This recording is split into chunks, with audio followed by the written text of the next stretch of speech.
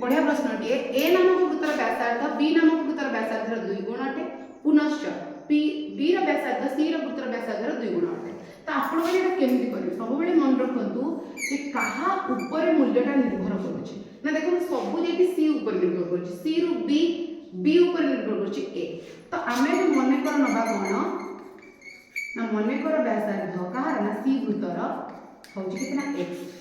तो b रो व्यासार्ध c रो वृत्तर 2 गुण ताले एटा केते जेबा 2x।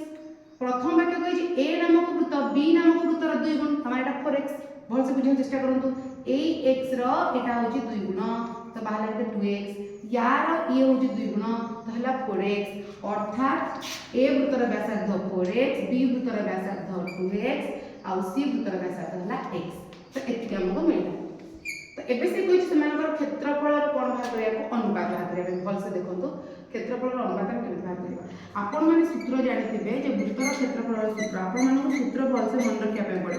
क्षेत्रफल कहले पाई r स्क्वायर आ तार परिधि कहले 2 पाई r तो पाई r स्क्वायर देखंतु ई पाई टी समस्त पाखरे अछि सेति पय हम बिल्कुल पाई टी केबे लिखिबि नाही केवल ध्यान देबि केमति ना यदि आपण लिखियो चाहन भी लिखि पारिबे पाई r स्क्वायर अनुपात आपण बाहर कहउछन त ए पाई समस्त पाखरे अछि त हम पाई को न लिखले बेसी भल हो। तो एटा केते हिजबो ना 4x रो स्क्वायर एटा केते हबो ना 2x रो स्क्वायर एटा केते हबो ना x रो स्क्वायर जदि 4x रो स्क्वायर केते हबो ना 4 16 16x स्क्वायर 2x रो केते हबो ना 2 2 4 4x स्क्वायर आ x रो केते हबो ना x स्क्वायर।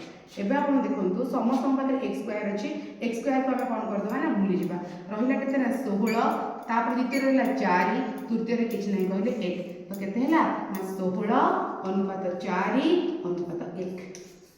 सेमिति आपण मन में प्रश्नटी मु एठी प्रश्नटी भूले देछि कि परिधिर अनुपात आपण बाहर करके बाहर करू परिधिर अनुपात यदि जानिया पे चाहू सूत्रटी कोन बते दोछि आपन 2 पाई r। तो आपण माने चेष्टा करन बाहर करिया पई ए 2 पाई r यदि परिधिर सूत्र हला ताले ए वृत्त b वृत्त एवं c वृत्तर परिधिर अनुपात केते।